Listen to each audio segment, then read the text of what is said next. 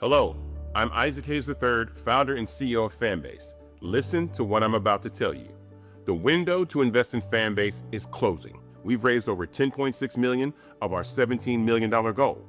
That means there's room for less than 6,370 people to invest in Fanbase for the average amount. The minimum to invest in Fanbase right now is $399. That makes you an owner in Fanbase today. Go to startengine.com/fanbase to invest. Why? Because current social apps have taken advantage of users for far too long, with content suppression, shadow banning, harmful racist content, and no real tools for monetization and equity. Fanbase has over 1.4 million users and counting, allowing anyone to reach all their following and monetize their content from day one. Social media is the new TV, and whoever owns the apps that distribute that content have the opportunity to own potential billion-dollar companies. While big platforms with uncertain futures are failing to serve their users, Fanbase is stepping up to fill the gap. Don't wait until it's too late. Invest now, invest for yourself and your future. Go to startengine.com/fanbase and own the next generation of social media.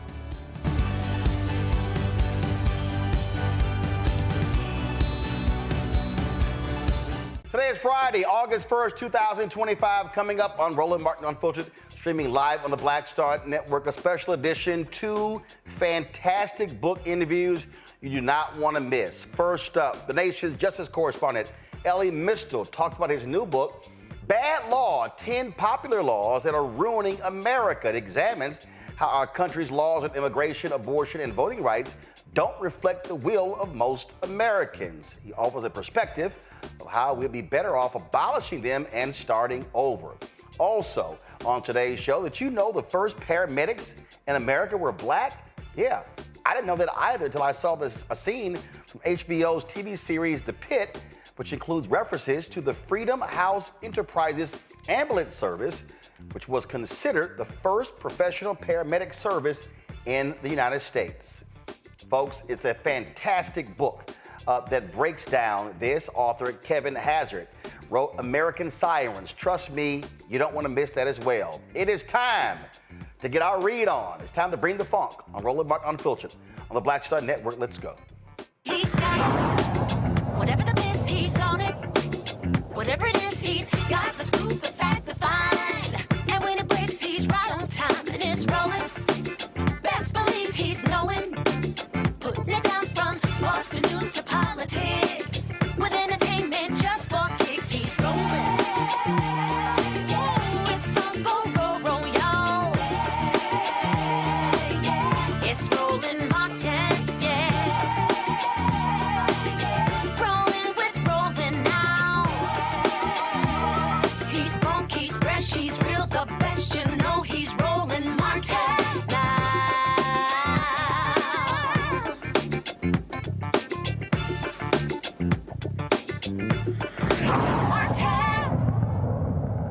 Folks, we got many laws in this country, but it doesn't mean that they can't be changed. Well, Elie Mystal, you've seen him many times in our show.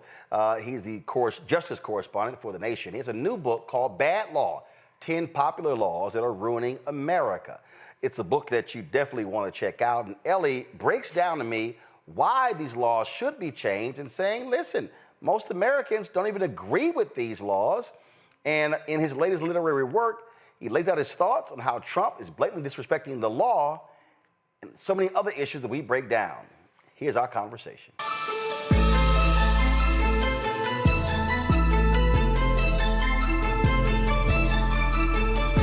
All right, Elie, before we get into bad law, explain to people that we literally are facing a significant constitutional crisis because of the twice impeached, criminally convicted thug, con man in chief, Donald Trump. Yeah, so the way that I've tried to get people to understand the problem here, right, is this. The president does something. Whatever president, whoever president, the president does something. Now, what's supposed to stop the president from doing those things, right? Well, we have a couple of options, right? We have laws that are passed by Congress. We have court orders that are issued by the judicial power, usually the Supreme Court. If the president can ignore both of those, right? If he doesn't have to follow the law as written down by Congress, and he doesn't have to follow a court order as issued by a federal court, then we don't have anything approaching a democratic self-government. We have a fascist dictatorship where the whims of the ruler affect what kind of a situation we live in, right? And that's exactly what Trump is doing now. One great way to understand it is with all of his illegal, unconstitutional funding freezes, right? He's cutting off money to various organizations, any organization that basically hires and admits Black people, their money is under threat, right? And that money that Trump is taking away was authorized by Congress, right? It wasn't authorized by the president. It was authorized by an act of Congress. He has been told by the Supreme Court and various lower courts to put them to give the money back, to turn the money back on. But he doesn't. He just keeps not paying people, right? So what do you call that, right? If the president can stop money from going to places that are off, that Congress has already authorized, that the court has already told him that he has to fund, but he can just not do it, that's called a constitutional crisis. That's a situation where the rule of law has broken down, and now we're at the whims of a warlord, which is what Trump thinks of him. It's just how Trump thinks of himself. And for people who don't understand, there is an enforcement mechanism in the court, and it's called the Department of Justice. Yeah, the Department of Justice doesn't really function anymore, right? Because the Department of Justice has been completely captured by the MAGA movement. Pam Bondi is not an independent United States Attorney General. She is a sycophantic United States Attorney General. She just does what Trump tells her to do. And so there's going to be no federal law enforcement forcing Trump to do any of the things that he doesn't want to do. And I keep talking about Trump, but I also want people to understand this isn't just about Trump. This is also about the co-president, Elon Musk, right? Because for all of the court orders that are aimed at restricting or restraining Trump's action, there are also a ton that are aimed at restricting or restraining Elon Musk's actions through Doge, right? But again, who's supposed to enforce that? Who's going to force Elon Musk to follow a court order? Well, that would have to be the executive branch, the President of the United States, the Department of Justice, and the FBI. And all of those organizations are so afraid of Musk that they won't say boo to him. So not only does Trump get to operate above the law because he simply ignores court orders against him, but Musk gets to operate above the law because Trump won't enforce any court orders against his daddy. And that's the vice grip that these people have our country in right now. This is without being hyperbolic, this is how democracies die. This is how you go from a Republican government based on democratic self-interest and universal suffrage to a dictatorship. And what's laughable is that the person who made all of this possible is John Roberts, by the Supreme Court allowing Trump to win by saying, you have immunity. You can do whatever you want. He took that ruling and said, oh, if I get back in, I don't give a damn what anybody has to say because I'm the king. The best thing that you can say about John Roberts, if you're trying to be completely generous to him, is that he is Dr. Frankenstein, right? In the Mary Shelley novel of the same name, that he created a monster. And now he's kind of running around being like, oh my God, what to do about the monster? It's killing my cousins. Like, that's the best way of thinking about Roberts. But I think that is far too generous. Dr. Frankenstein feels bad about the monster that he created. I don't think John Roberts feels bad. I don't think John Roberts is particularly afraid of the monster. I think John Roberts likes it. I think John Roberts likes the monster that he created is now going around and snuffing out the rights of people that John Roberts himself has never liked and never thought should have rights in the first place. So I think they're acting more in coordination than at opposition. There are processes. There's a way that Trump is doing it that I suspect John Roberts isn't thrilled about. but the outcome, the final actions that Trump is taking, the policies that he is implementing by fiat, I think these are policies that John Roberts generally agrees with, and that is why he created Trump in the first place. And see, this is the thing that for me, I keep saying to any Democrat in the future. First off, if I'm running for president and I'm a Democrat, I'm going to say, the press is going to say, Governor so-and-so, Senator so-and-so, Congressman so-and-so, Congresswoman so-and-so, are you going to release your test scores, your transcripts? No. Are you going to release your health records? No. Are you going to are you going to put your money in the blind trust? Hell no. And then if they win, I'm going to use every inch of power of the presidency. See, Ellie, this is the thing that I believe happened. Democrats want to uphold the virtuous institution. Republicans are about power. Republicans use power maximally whenever they get a chance, and Democrats don't. And Roland, that actually kind of brings me back into my book and to why I wrote it, right? Because when Republicans get into office, they come in with a plan, and that plan is to smash things. They want to smash people's rights. They want to smash people's abilities to resist them. They want to create a system where Republicans can never be uncreated, can never be kicked out of office again. They come in with a sledgehammer and they take it to government institutions, right? When Democrats come into office, they come into office with super glue and duct tape, and they try to reconstitute things that the Republicans have smashed before without their own sledgehammer, without their own plan or strategy to smash the things that the Republicans have created, the often evil, racist, misogynist things that Republicans have created. The Democrats don't come in with a sledgehammer. They come in with, again, a roll of duct tape, trying to protect institutions as opposed to smashing the evil institutions that Republicans erected, right? And one of the reasons why I wrote the book is that, as I've been saying, Roland, this is my attempt to start writing Project 2029, right? Republicans came in, Project 2025, with a plan. They are implementing that plan. It is terrible for our people, right? Well, what's the Democrats' plan to counteract that, right?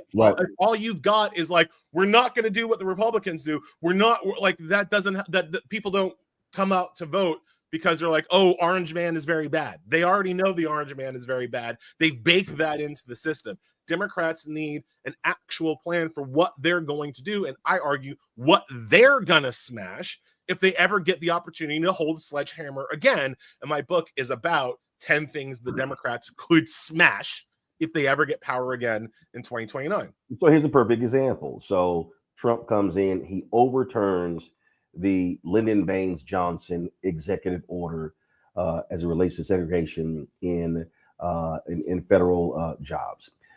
Democrats, oh my God, the Dobbs decision, they overturned Roe v. Wade. That's because Democrats actually were, it's stare decisis. Oh no, it's already been decided. Republicans were saying, no. We get to court, we overturn this sucker.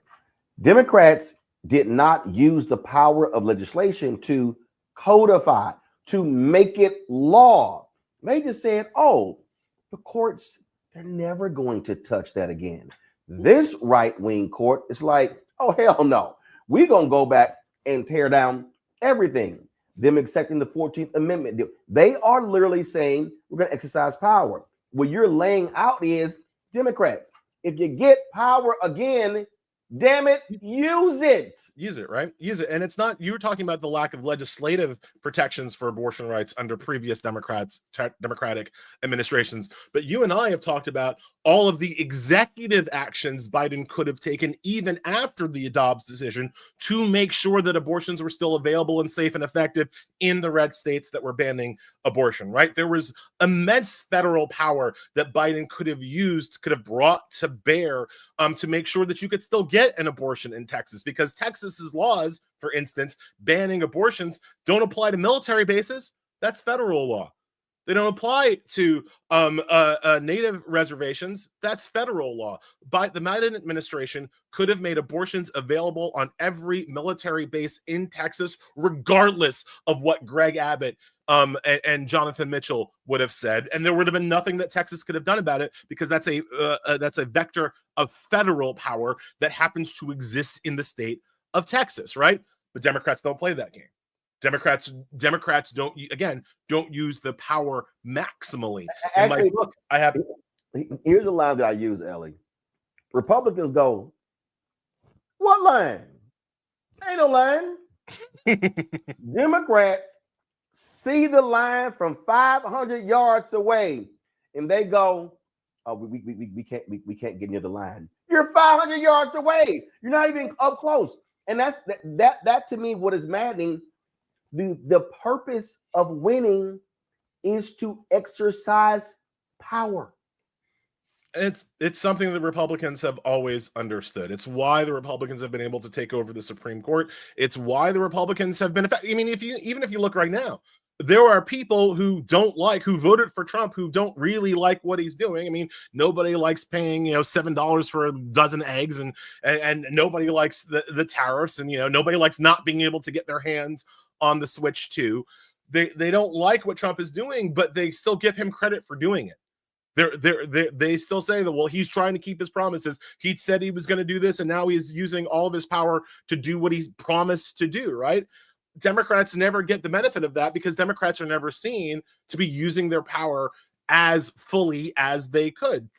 Democrats are I remember in the Biden administration, we had to have entire discussions. I had to write entire articles about the Senate parliamentarian and that functionary in terms of whether or not Biden could get his budget and his agenda passed. Has anybody said Democrats went, has anybody talked about the Senate parliamentarian in the first 100 days? Actually, they did. You know what they said? We're not going to follow. We're not going to follow him. Democrats actually said, well, the Senate parliamentarian has ruled, so therefore we can't do that. Republicans went, we're going to ignore them. Yep. And they just kept on stepping, right? So like it's one of the reasons why Democrats are always fighting an asymmetrical war, right? Because Trump, and people need to understand this. The most popular part of Trump is the bigotry and the misogyny, right? That's very clear. I don't think that I have to tell your viewers and listeners that. I think most of the people who are watching your show know that, right? But his second most popular thing is his attack on institutions. People feel rightly that the institutions haven't worked for them, haven't helped them get ahead, have held them back. And that actually appeals to Democrats. That appeals to Democrats. That's the Bernie Sanders crowd. That appeals to Democrats. That appeals to Black folks. That appeals, like when we go into our communities, those are the kinds of things that we hear, that the institutions haven't worked thus far. Why should we be voting for the party that defends institutions? That's a really good argument that even I have trouble defeating when I'm out on the street, right? Because I also don't like institutions. And I hate how Democrats always seem to defend them. Trump's second most popular aspect of his racist, misogynist personality is the idea that he is an anti-institutionalist and he is going to smash the things that get in people's way. The Democrats' counterpoint can't be, no, we're going to protect the things that get in people's way. We're going to protect these esoteric, elitist, ossified institutions that haven't actually lived up to their form or function. That's always the Democrats' point, and that is a losing argument. And so when you bring up people like Bernie Sanders or AOC or Ayanna Pressley or Jasmine Crockett, one of the reasons why they're popular is because they are also anti-institutionalists. They are also unwilling to let traditions and conservatism with a small c, the idea that things in the past were better, they're not willing to fall for the okadoke. And they're willing to smash the institutions that get in the way of our progress just as much as Trump is. And that's one of the reasons why they're popular. That's one of the reasons why you have people who vote for AOC and Donald Trump in the same election, right? From 30,000 feet politics, that makes no sense. They're on two opposite sides of the spectrum. But when you think about their anti-institutional base, that is how you get AOC and Trump voters, right? And it's a problem the Democrats haven't faced directly. And it's one of the huge reasons why they are bleeding people of color, right? And I don't like to do the white media thing. I don't like to suggest that Trump is winning Black people or winning Latinos. He's still incredibly underwater. Trump, if we walked around unprotected in Harlem, he would get his ass kicked. You know, this is not a close thing. But for Republicans, when they don't need to win the African American vote, they just need to not get blown off the screen, right? And so those small marginal numbers of going from like 11% of the Black vote to 15% of the Black vote, going from 15% of the Black vote to 17% of the Black vote, that can make huge differences, not just in the national election, but also in all these state and local elections around the country. And the reason why Democrats are bleeding Black voters and Latino voters and Arab voters and Asian voters is because of the institutionalism of the party versus the anti-institutionalism of Trump and the MAGA movement. And it's a problem that we have to address head on in 2026 and 2028 if we're going to have a chance to stop this guy.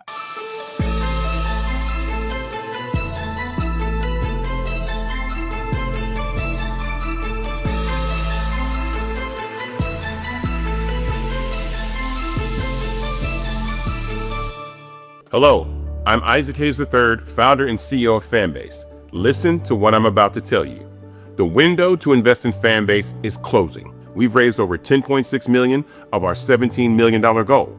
That means there's room for less than 6,370 people to invest in Fanbase for the average amount.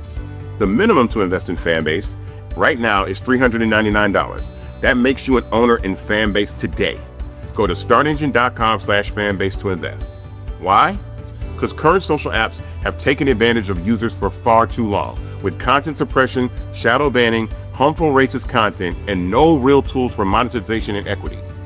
Fanbase has over 1.4 million users and counting, allowing anyone to reach all their following and monetize their content from day one. Social media is the new TV, and whoever owns the apps that distribute that content have the opportunity to own potential billion-dollar companies. While big platforms with uncertain futures are failing to serve their users, Fanbase is stepping up to fill the gap. Don't wait until it's too late. Invest now, invest for yourself and your future.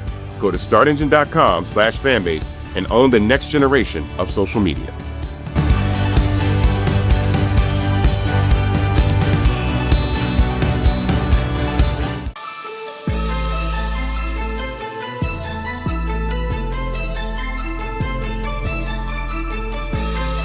Out 10 popular laws that are ruling America. How did you arrive? First of all, I take it your list is actually longer.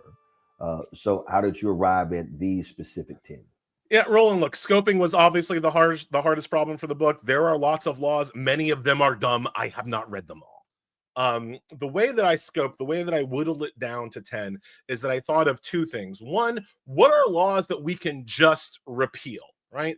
Not laws that we need to reform or massage or bring into the modern age. What can we just be rid of? A great example of this is the Anti-Drug Abuse Act, right? Now, I do not like the Anti-Drug Abuse Act. I do not like our drug laws. I think they are provably racist and have caused great damage to multiple communities, including ours. However, I'm not going to say that we should repeal all drug laws, right? We should probably still have some drug laws. I don't work for the Sackler family. I'm not trying to get people hooked on opioids. There should be some, minimum standard of drug laws in the country. They should be fair. They should be equal. They shouldn't be racist, whatever. But the Anti-Drug Abuse Act is an example of a law that needs to be reformed. The laws that I wrote about in the book, the 10 that I've picked, were laws that can be struck, just gotten rid of, that don't need to be reformed, that are so evil, so racist, so stupid, so misogynist, that we can just be rid of them, right? So that was the first focusing mechanism. And the second was, as I say in the title of the book, these are 10 popular laws that are ruining America. All of the laws that I focus on in the book enjoyed broad bipartisan support when they passed. Now, in a lot of cases, Democrats belatedly are just like, oh, that was a bad idea. We shouldn't have done that. We shouldn't have done the 1994 crime bill. Whoops, that was a huge mistake, right? But at the time, the 1994 crime bill, the Armed Career Criminals Act, these were laws that were spearheaded and championed by not just Republicans, but also Democrats. You don't get the 1994 crime bill if you don't have the Congressional Black Caucus getting it over the line. Those were critical CBC votes that got the 1994 crime bill passed, right? So the other scoping for the book were people wanted these laws when they were passed, and they're terrible. Let me tell you why. Let me tell you how in real time. I never ask people in the book to just take my word for it. I go and I pull out what the people who wrote or passed the law, what they said the law was intended to do. And in most cases, they're pretty honest about the racism or the misogyny or the stupidity that they wanted to do when they passed those laws. And again, in a lot of cases, Democrats have belatedly, come to Jesus and been like, oh, that was a terrible mistake, but the laws still exist. And again, that's the problem with the sledgehammer, right? We pass these terrible laws. We later realize the law was bad, but we don't, when we have the opportunity, take them away.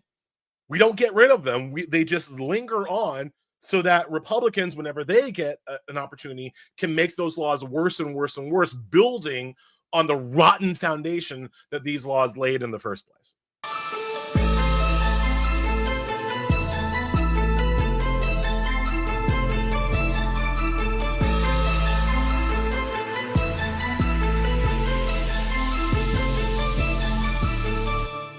What's up, y'all? Look, Fanbase is more than a platform. It's a movement to empower creators, offering a unique opportunity for everyday people to invest in Black-owned tech, infrastructure, and help shape the future of social media.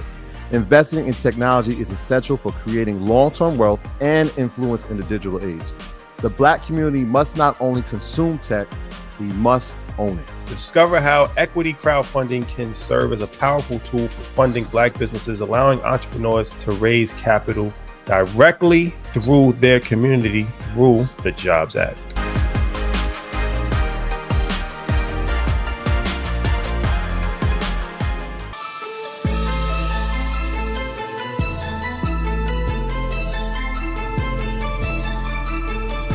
When it comes to, so you talked about the drug laws, and obviously one of the ones that really resonates with us is voting rights. Yeah, so my argument in the book is that every single voter registration law should be repealed, right? And that's different from voter eligibility requirements. I believe that we still need voter eligibility requirements, and I don't want people to at me. I'm not saying that dead people can vote. You're ineligible to vote if you're not alive.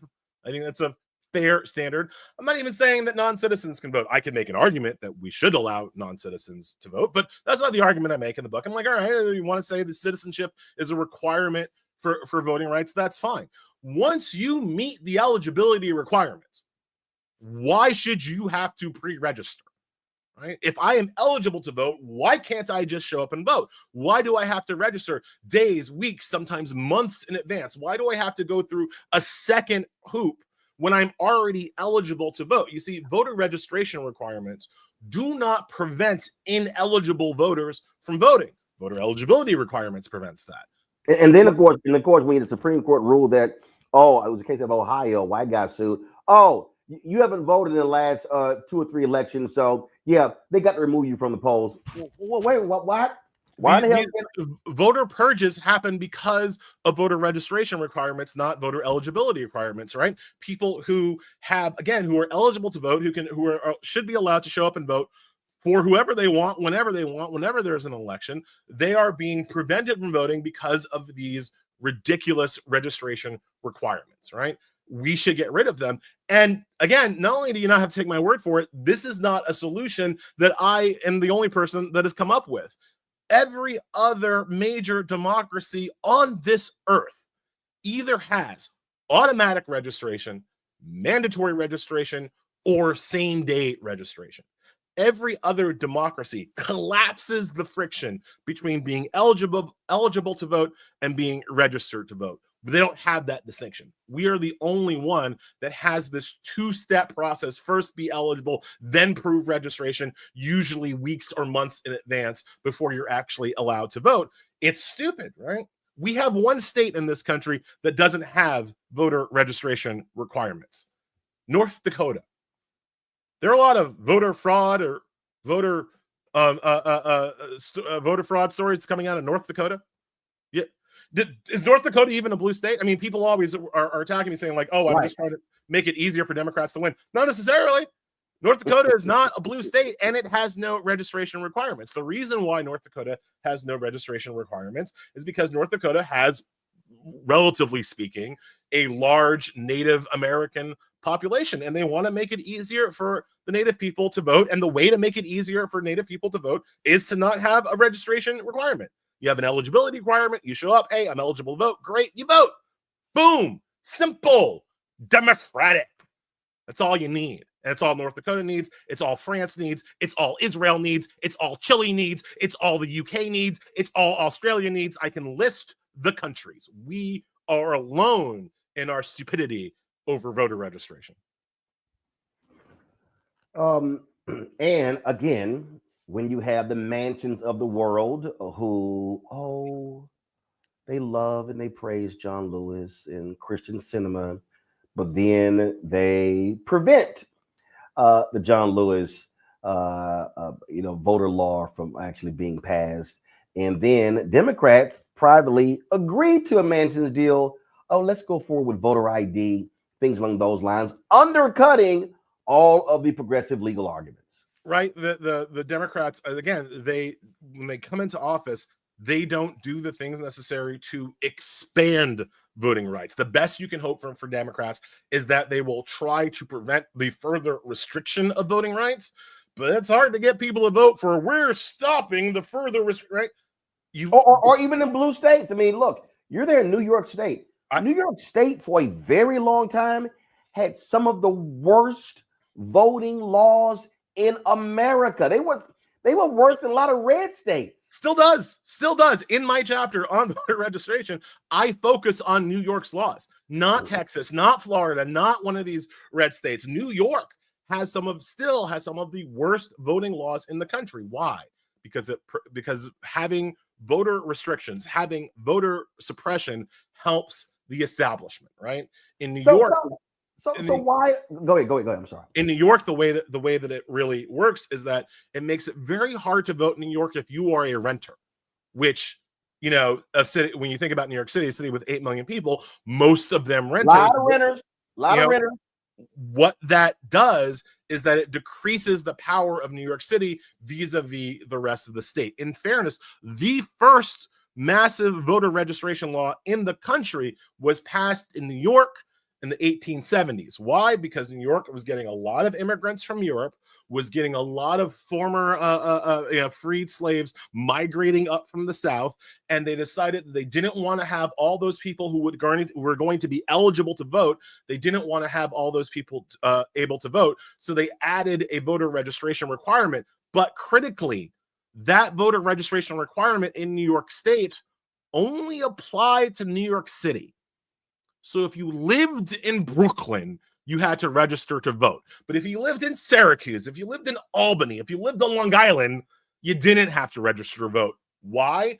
Because white folks with money lived in those places, whereas black people, immigrants, lived in the city, and those were the people they didn't want to allow to vote. New York State is not just one of the worst now, it's one of the worst historically when it comes to voting rights. So why do voting rights advocates, why do they just keep skipping New York State? Like you don't see voting rights groups holding mass rallies in Albany or New York City or whatever the heck. What? Because it's blue? Because it's blue.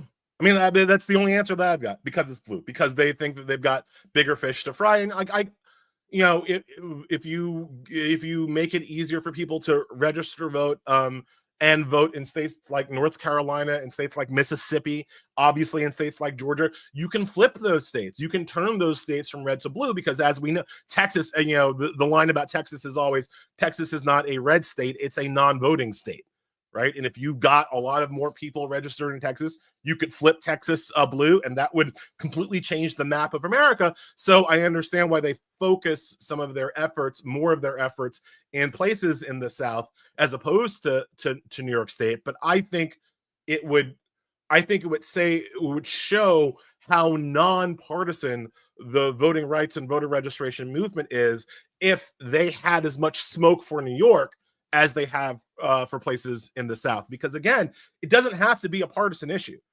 Making sure that it's easy and frictionless for people to register to vote and then vote doesn't necessarily mean the Democrats win. It means that Americans win. It means that Americans get to participate in their government as was promised to us in our flawed Constitution. That's a bigger goal than any one party being in power in any one state. Of course, the Republicans understand that their best chance of winning is to have the fewest amount of people voting, right?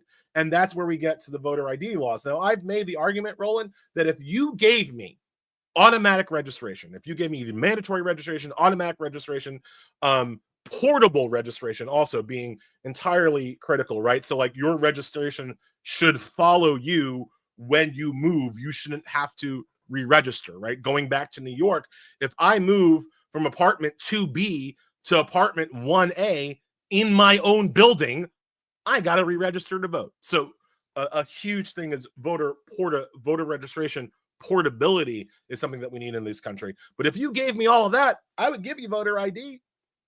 If you want to give me a national voter ID that everybody can get, that is free. Free is critical because the 24th Amendment constitutionally prohibits a poll tax, and having an ID that you have to pay for becomes a form of poll tax, however small you might argue that it is.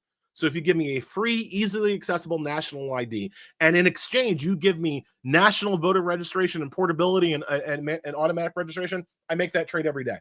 I make that trade every day. You know who doesn't? The Republicans. Because the Republicans aren't actually concerned with voter fraud. They don't actually want to stop voter fraud because voter fraud doesn't really exist. They want to stop people from voting. And my plan would make it easier for eligible citizens to vote, even if they had to get an ID to prove that they are eligible. And that's why Republicans will never go for it.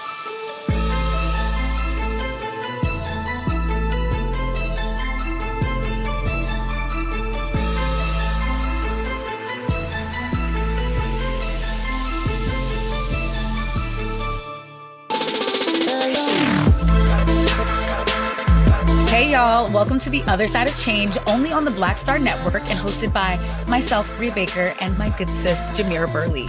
We are just two millennial women tackling everything at the intersection of politics, gender, and pop culture.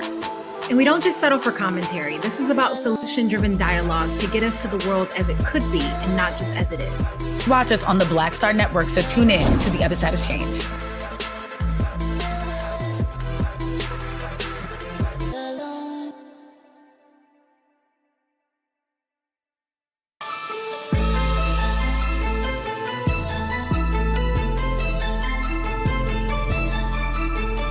Have you had elected officials reach out to you and say, damn, Ellie, you're making a lot of sense. We're going to take up this cause? Man, I don't punch that far above my weight. No, man. Look. You're on television, you're on radio, you do podcasts, all these different things. You've been laying these things out, and are they listening? I mean, are they literally?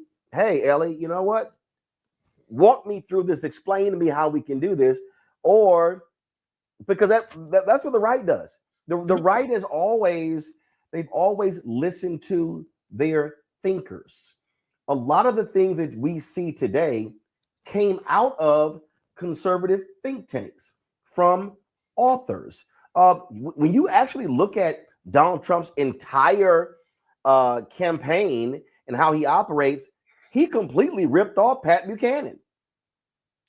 Yeah, I mean, you're absolutely right. I mean, the conservative think tank mafia is responsible for many of the conservative and Republican ideas, whereas the Democrats do not use its far more august, I would argue, think tank mafia to inform their own policies and positions. And there are a couple of reasons for that, right? Number one, Democrats do not accept that they are the party that they are, right? The Democrats want to be at the establishment levels, they want to be the white working class party. They're still waiting for Reagan voters to come back home to the Democratic Party. Now, you and I know that that ain't never going to happen, but many Democratic officials, many people in power still believe that there is a unwashed mass of white working class people who are just about to vote for Democrats. And so in that, if you believe that, listening to a black guy like me doesn't seem to be in your best interest, because I'm not the guy that you want to send to Huntington, West Virginia, to convince some coal miners to vote for the Democratic Party. Even though the ideas that I have would help coal miners in West Virginia, I'm not the messenger necessarily that you want to have. So that's one of the reasons why we don't listen to our think tank mafia. But I think so that's kind of like on the ground. But I think in a larger sense, it's not so much that people aren't listening to people like me.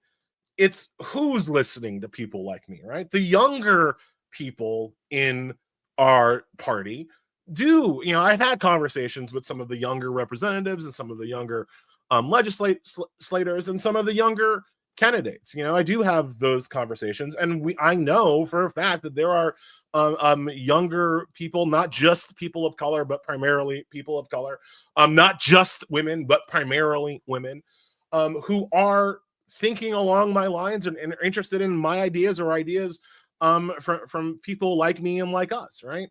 The problem is that those people are not in leadership establishment positions, right? And there's the old guard kind of won't get out of the way and let the new guard take the leadership roles and become the tip of the spear. There's still just a lot of old guard dead hand control over the party. Now, not every... Which is why I believe what that new guard has to understand is they've got to organize and mobilize external pressure in order to bring that to bear. Right. The reality is, I don't care what it is, you cannot succeed solely with an inside game. Yes. When you are an agitator, when you're operating guerrilla warfare, when you are an insurgent, you cannot play by traditional rules. And I think they've got to have forces outside. And this is the hardest thing for people to understand. You got to have folk who are willing to unleash protesters, demonstrators against folk who you say, hey, I agree with you last week because this thing is so important. We need to win it all. 100%. You need an outside game. That's one of the reasons why I don't run for office. I think I'm more effective on the outside than I would ever be on the inside. I'm way too. Actually, I think here's the problem. Actually, it's not a problem. I think folks like you and I, the problem is we are so honest that we might start with 20,000 votes and end up with 5. Yeah. because we're not tolerating people's bullshit. It's like when people, I remember somebody asked me and said, every place that I've worked in, they've asked me to run for office. I said, let me explain to y'all how this is going to go. A constituent is going to come up to me and they're going to say, I want you to do something about our schools. And my response then is going to be, do you have any children in the school? And they're going to say, yes, I do. I said, where do they go to school? Then they're going to say, said elementary school. And I'm going to say, oh, you remember the PTA?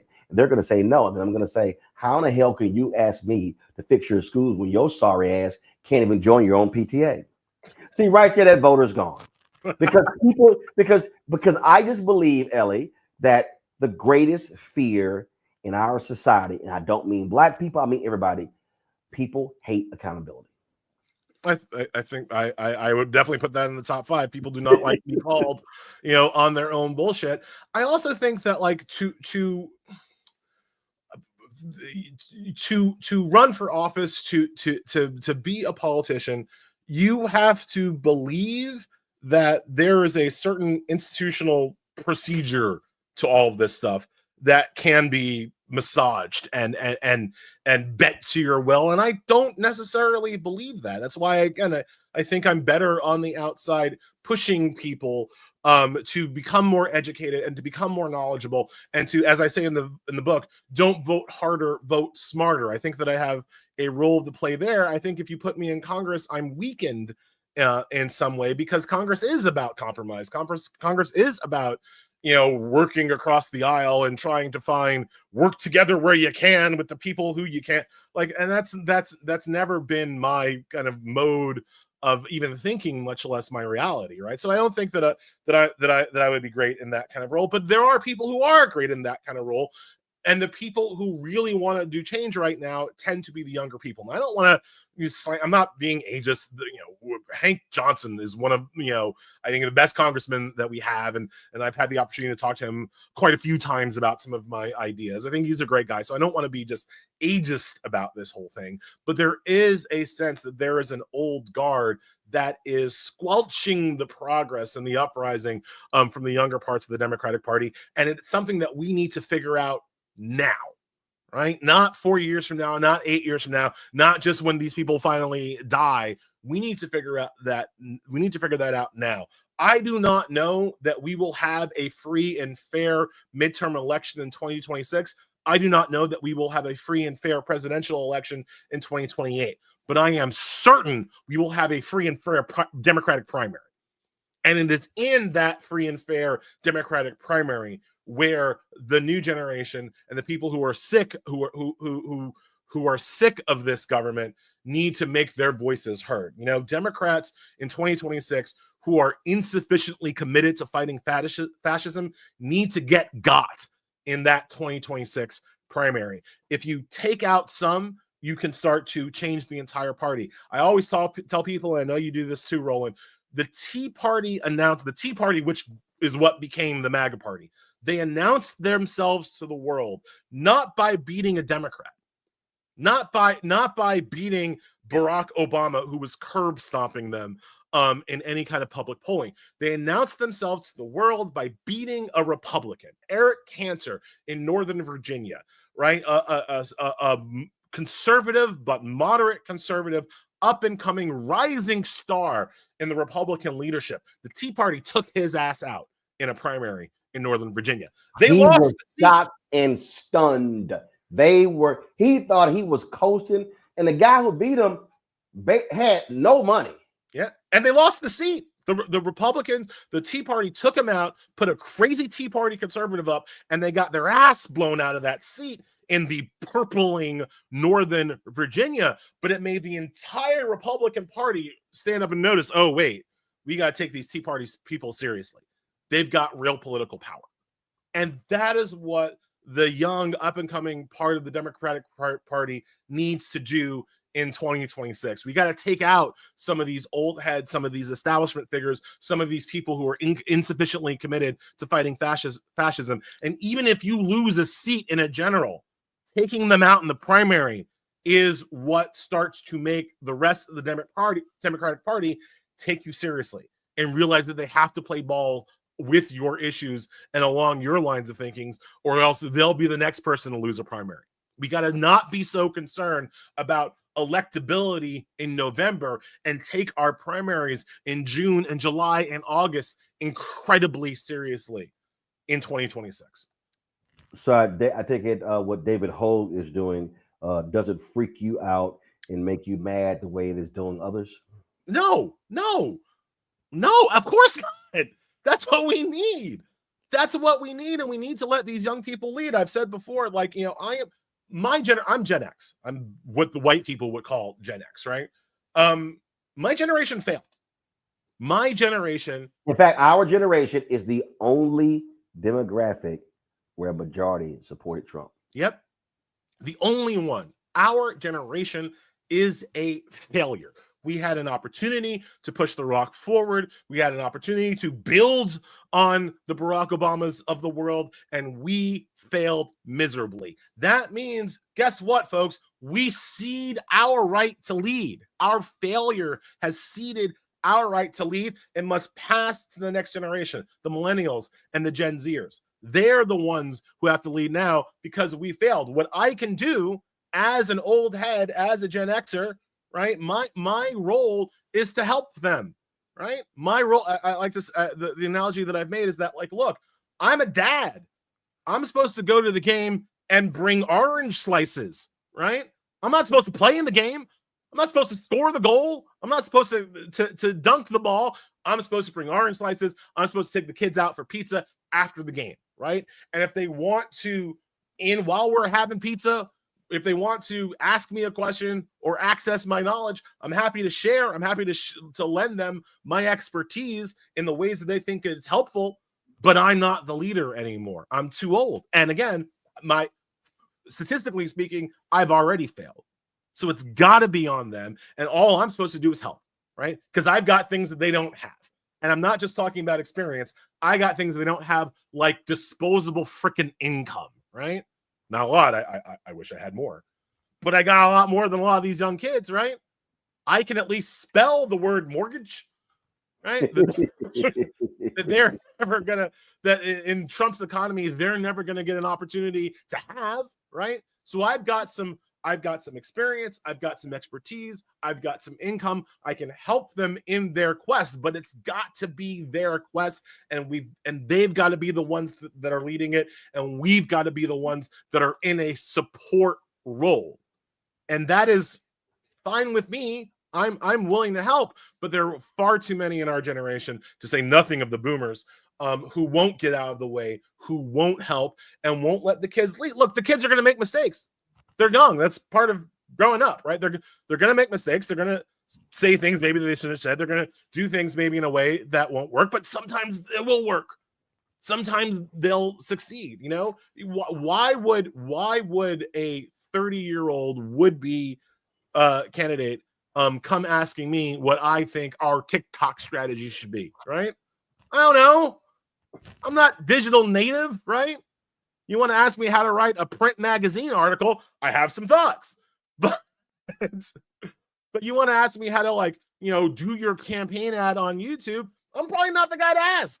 The kids are going to have to lead, and we are going to have to support them in their efforts. And that's how we're going to beat the guy.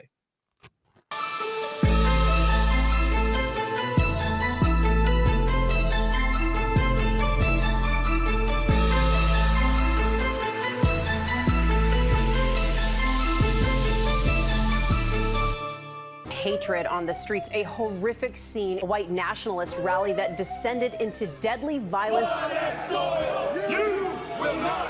White people are losing their damn minds. As an angry pro-Trump mob storms the U.S. Capitol, We're about to see the rise of what I call white minority resistance.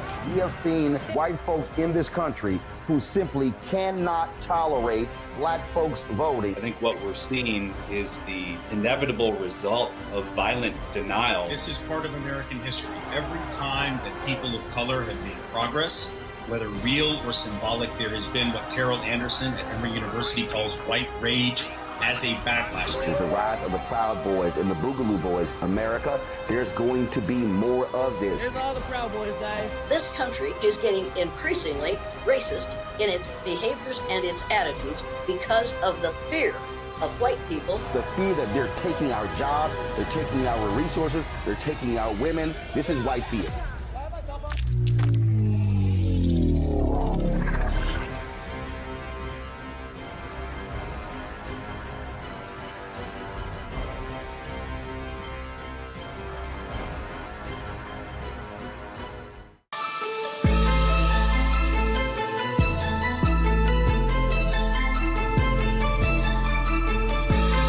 All book authors this, and that is, as they were writing their book, as they were researching their book, as they were doing interviews, things along those lines. What was their wow moment? So for you, as you were putting together Bad Law? What was a wild moment? Was there something that you heard, you saw that made you even go, damn, wow, that's crazy?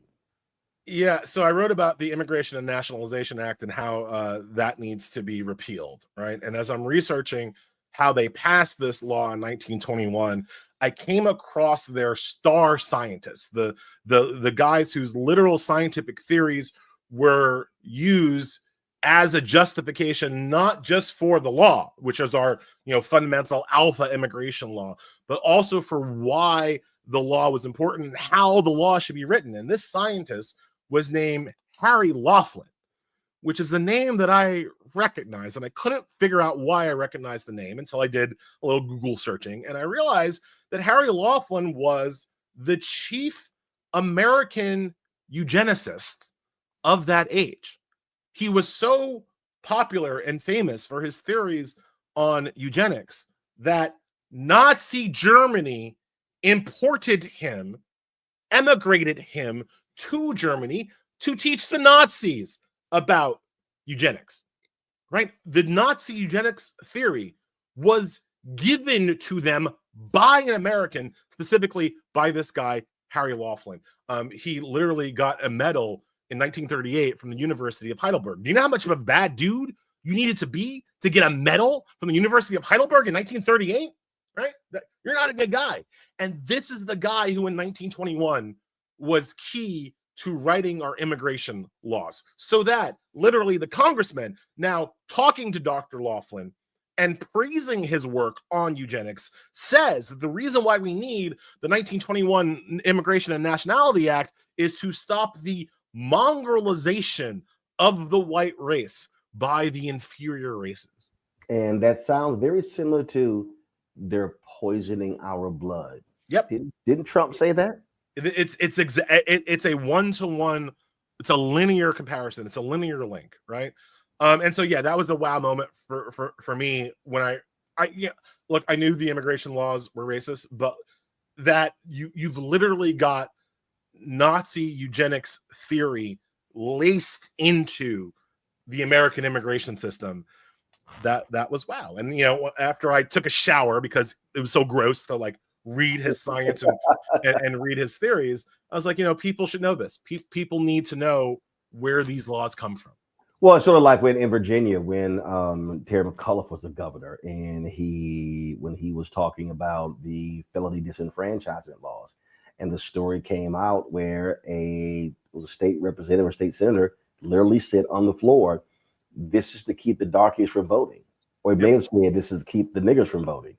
And what I tell people is, people today are defending laws, and then when people say, "Oh, those things are so old, you shouldn't bring those up," no, that's when you say, no, let's go to the root. What was the root cause of this law? What were they talking about then?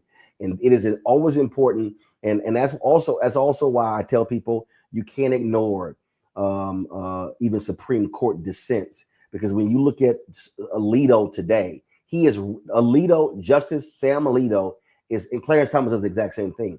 They are referencing dissents as well as majority opinions from the 1800s. Yeah, and they are referencing people. They're referencing, frankly, white supremacists. The thing that I do consistently in the book is that I don't ask people to take my word for it. I show them what the people who passed the laws said in real time about why they wanted the law to be passed. There you go. Because so often these people were honest.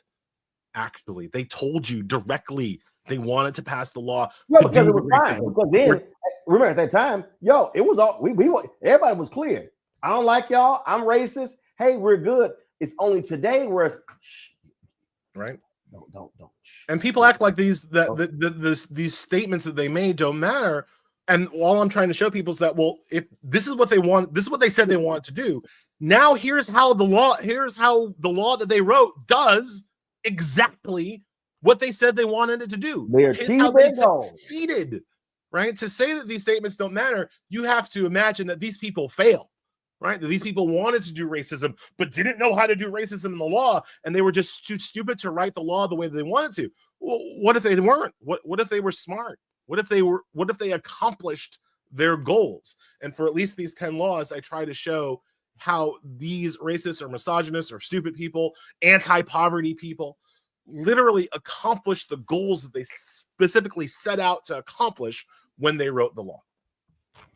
Folks, the book is called Bad Law, the 10 popular laws that are ruining America.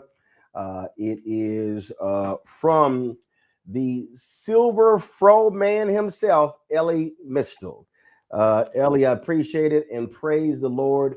You upgraded your system because I would have cussed you out. You had them big ass headphones on, looking like you had a Sony Walkman under the table from the 1980s. There is a part of me that still wants to do these like Radio Raheem, just like have the speaker like this. But we now have JBL speakers that we can roll. Ellie, I appreciate it, man. Thanks a lot. Thank you so much for your time, Roland. All right, folks, great conversation with Ellie. When we come back, I'll talk with the author of a book that details the nation's first paramedics. Yes, a group of brothers in Pittsburgh. You're watching Roland Martin Unfiltered. Right.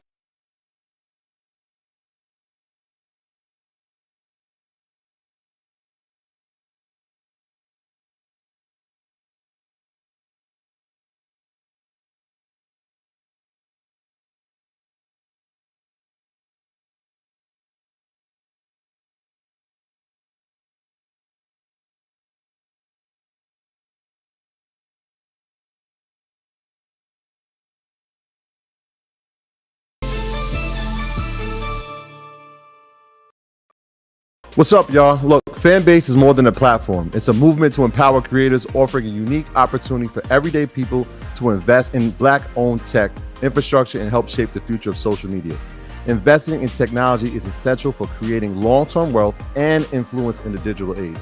The Black community must not only consume tech, we must own it. Discover how equity crowdfunding can serve as a powerful tool for funding Black businesses, allowing entrepreneurs to raise capital directly through their community through the Jobs Act.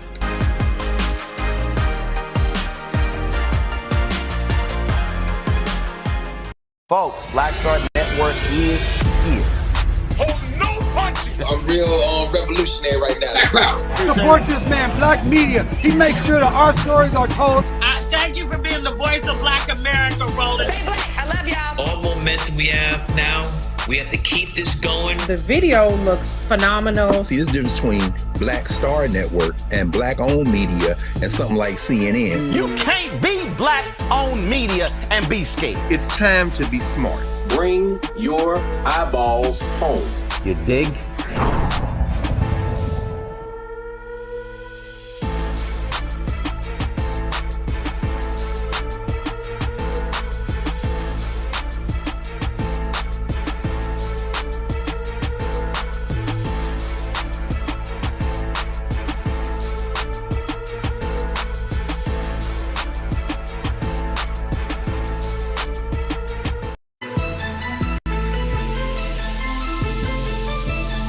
Welcome back to Roland Martin Unfiltered on the Black Star Network.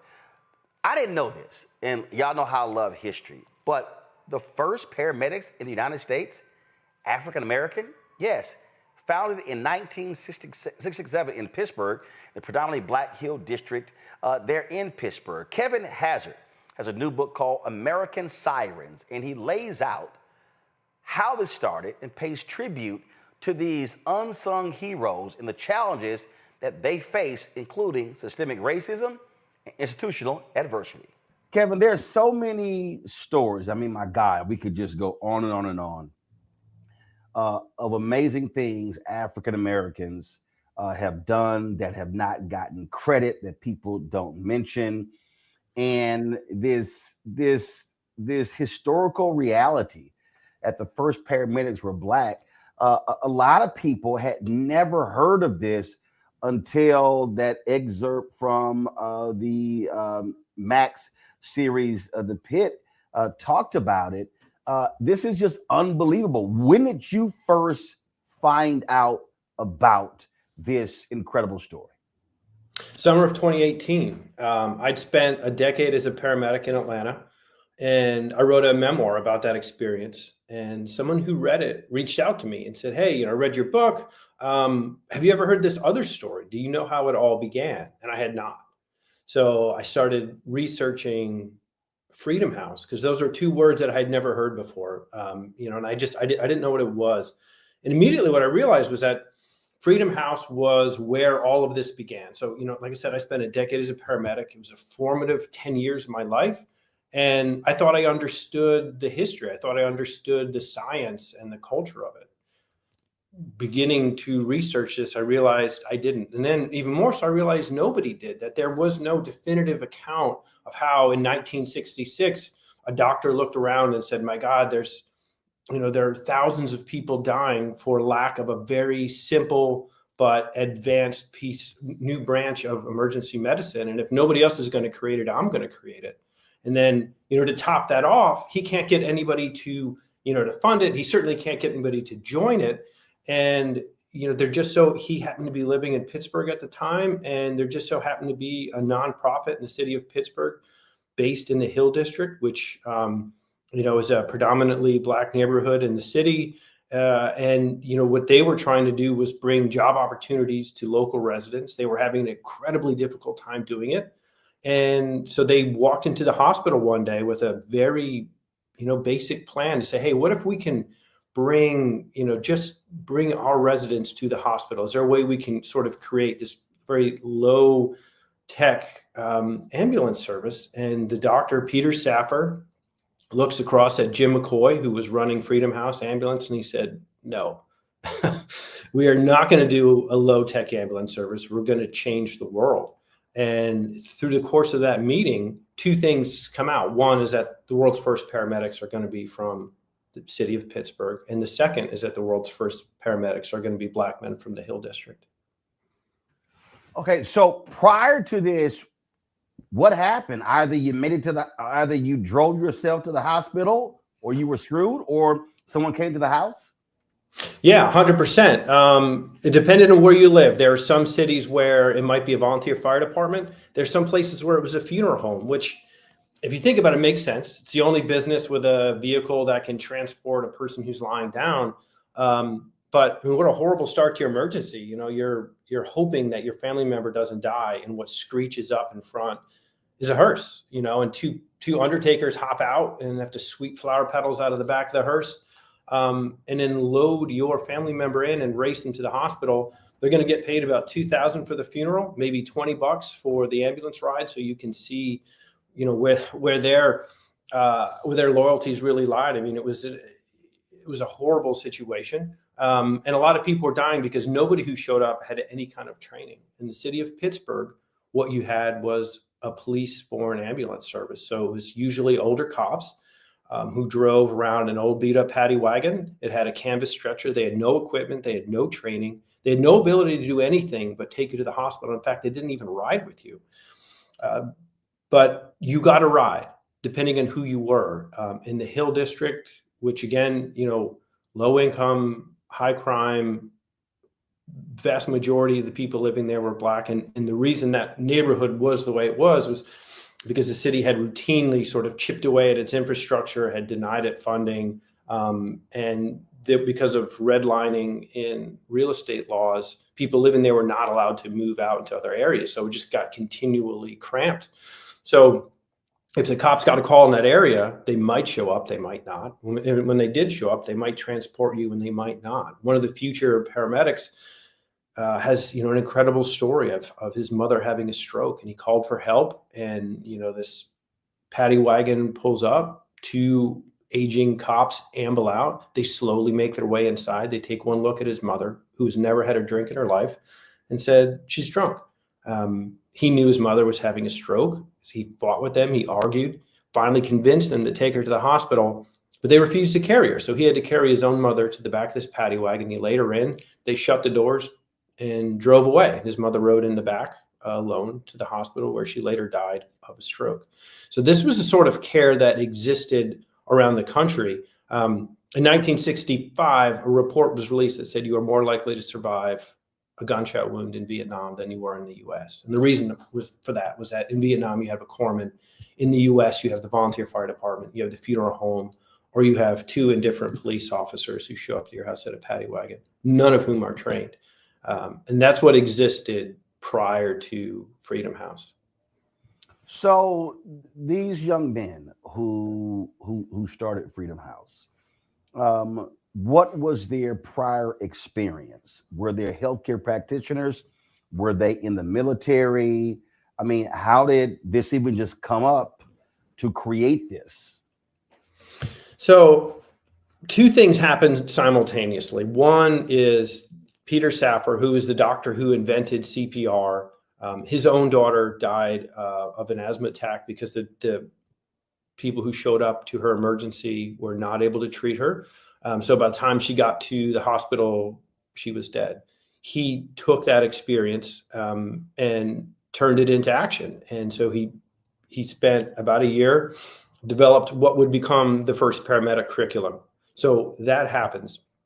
So you have this incredibly, advanced training program. They're able, anyone who went through his program would be able to do essentially what a paramedic does today.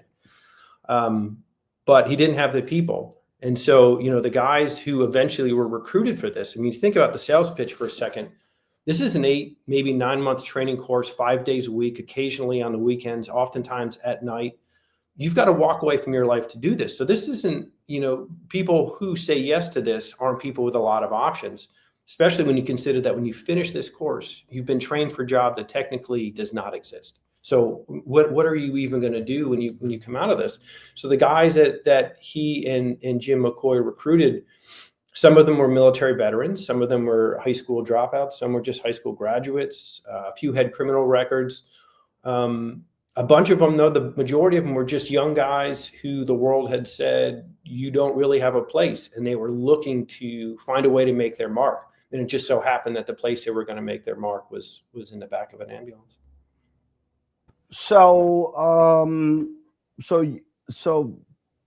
these 2 docs. So, were there 1 or 2 doctors? Is it Safar and someone else? Yeah, Safar was the doctor, and then McCoy was the man who ran the nonprofit that recruited the people. Gotcha. And explain this. Explain this situation with this former governor of Pennsylvania.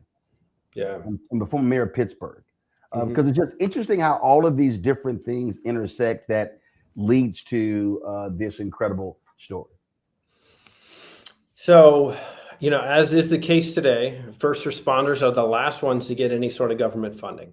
So, when Safar comes up with this idea, his daughter died in 1966, in June of 1966. And so he immediately begins designing this idea for a paramedic force. Nobody in the city wants to pay for it. They don't think they need it. They don't think they want to pay for it. It's not something that anybody has any interest in.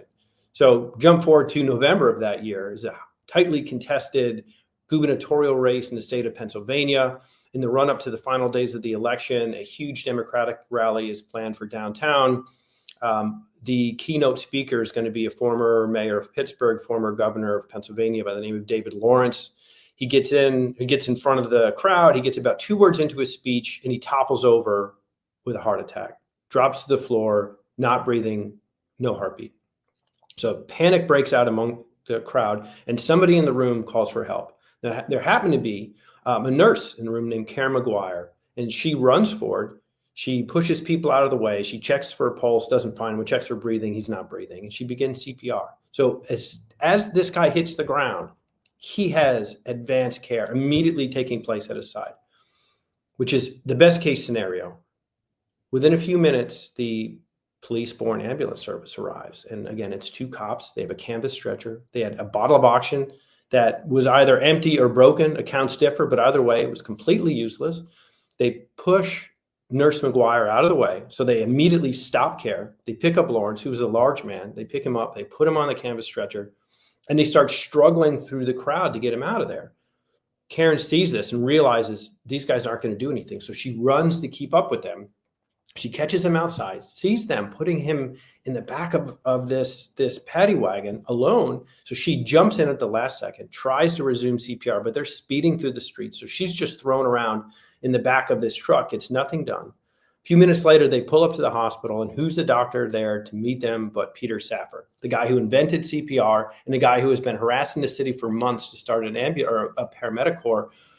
He meets David Lawrence, who is the city's most famous citizen, and he sees that he is dead, despite the fact that the moment he needed care, he had it.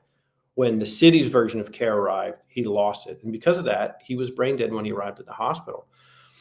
This provides the catalyst that gets the city to finally say yes. It's so often the case. It doesn't matter that a child died of an asthma attack. It doesn't matter that Mitch Brown's mother died of a stroke because the cops refused to help her. What mattered was that a very famous man died, and the city saw for itself. Thousands of people witnessed it firsthand, but it was covered heavily in the newspapers and on TV. Everybody knew that David Lawrence died because the city was lacking in its healthcare infrastructure. So finally, they turned to Safran and they said, fine, if you want to do this thing, go ahead and do it.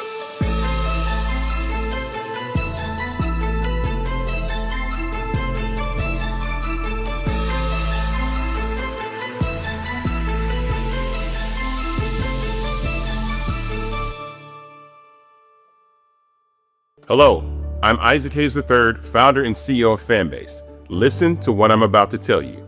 The window to invest in Fanbase is closing. We've raised over $10.6 million of our $17 million goal. That means there's room for less than 6,370 people to invest in Fanbase for the average amount. The minimum to invest in Fanbase right now is $399. That makes you an owner in Fanbase today. Go to startengine.com/fanbase to invest. Why? Because current social apps have taken advantage of users for far too long, with content suppression, shadow banning, harmful racist content, and no real tools for monetization and equity. Fanbase has over 1.4 million users and counting, allowing anyone to reach all their following and monetize their content from day one. Social media is the new TV, and whoever owns the apps that distribute that content have the opportunity to own potential billion-dollar companies. While big platforms with uncertain futures are failing to serve their users, Fanbase is stepping up to fill the gap. Don't wait until it's too late. Invest now, invest for yourself and your future. Go to startengine.com/fanbase and own the next generation of social media.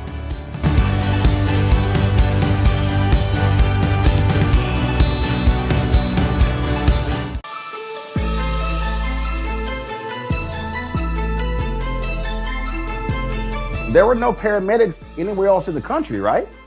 No, nothing like this exists anywhere in the country. And again, 1965, a group of physicians put out this pamphlet decrying how bad pre-hospital care is in the United States. Vietnam is going on, so you have physicians who are returning home and who have experience with corpsmen who are saying, this is doable. Somebody could do this. We could train people to save lives. 1965 alone, more Americans die in auto accidents than were killed in the entirety of the Korean War. This is avoidable traumatic deaths is an epidemic in the mid-1960s in America. So people wanted change, but it wasn't happening. And, here is Peter Safran, this incredibly driven, incredibly bright guy who, is living off of a horrible bit of tragedy and is helped along by a very public and preventable death. So what's interesting here is that, we hear a lot about, the war on poverty. This is one of the great success stories of the war on poverty. And if you listen to conservatives, you think that the war on poverty was a total abject failure. No. This is, you're right. I mean, this is the perfect example of, a program that was set up. It had private funding, it had public funding, and it was set up specifically in a neighborhood that, so in the early 1950s, U.S. government is worried about the state of inner city America because, there's a lot of crumbling infrastructure, there's people moving out, and they're afraid that this is going to be a hotbed for communist infiltration. And so they come up with the urban renewal program, which is if you fix your blighted areas and you put in highways and hospitals and theaters and universities, we'll help you pay for that. So cities begin tearing down neighborhoods. And of course, what are you going to tear down? You're going to tear down the lowest income. You're going to tear down, the poorest area, the most beaten up area, the area with no ability to say, hey, hold on, what about us? So in the city of Pittsburgh, that was the Hill District, which up until that point, had been known as the Harlem of the Midwest. It was a neighborhood known for its famous jazz clubs.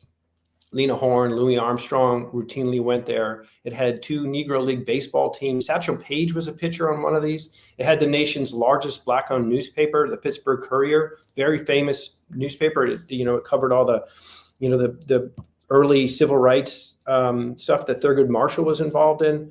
It was a well-known historic area, and then the city decides, well, we want to build a highway and we want to build a civic center, and so they tear down 2/3 of the neighborhood.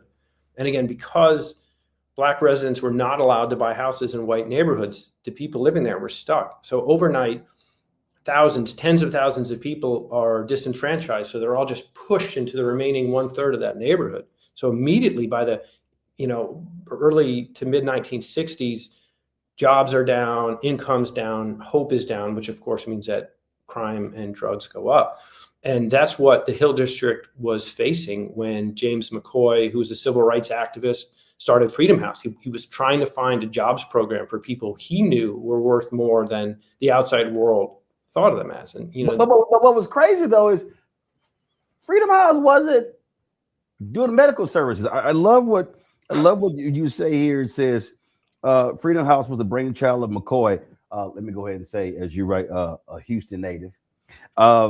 Brainchild of McCoy, a civil rights activist with a long-term goal of fostering Black-owned businesses. In the meantime, to build capital as the organization got on its feet, Freedom House was selling produce in the street from the back of a truck. And it was this truck that grabbed Hallen's attention. If you could move produce, then you could probably also move people. At least that's how Hallen saw it. Oh, they're moving produce. They can move people. That is crazy. It's nuts. It's nuts. So Phil Hallen, he runs this nonprofit funder. So they're just a philanthropy that's focused specifically on medicine and areas where the healthcare system has been depleted through racism. Hallen had a history with EMS. He had a job when he was getting his PhD. He was working at a hospital. He would carry severed limbs from the OR down to the incinerator. He worked part-time on an ambulance. So he had some sense of what it was. He moves to Pittsburgh and he knows that the EMS service in the US is bad. And he sees it's particularly bad in Pittsburgh, especially bad in the Hill. And so he's looking for a way to fix this. And like you said, he's reading the newspaper one day and he sees an article about Freedom House delivering produce around its neighborhood. August Wilson, he wrote that play Jitney based on, a group of people who couldn't get a cab. And so had this sort of makeshift cab system.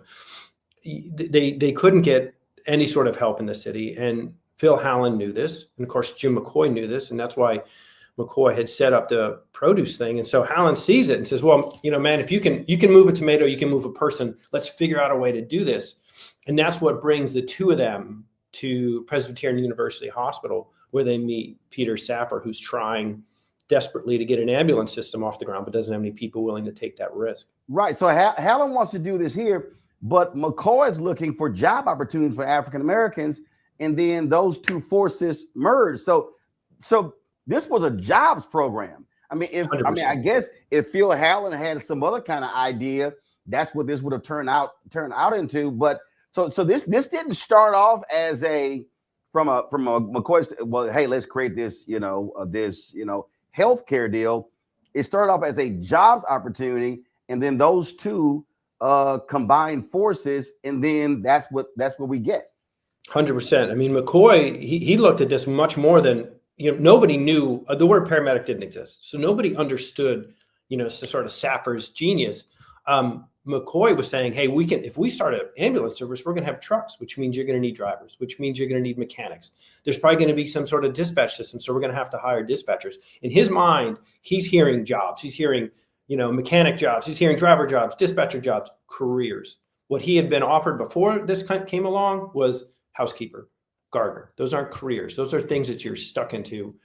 He wanted a way to elevate the people in his neighborhood. The newspapers referred to people in the Hill as unemployables, which that means you don't have a job. That means you are not capable of gaining and holding a job.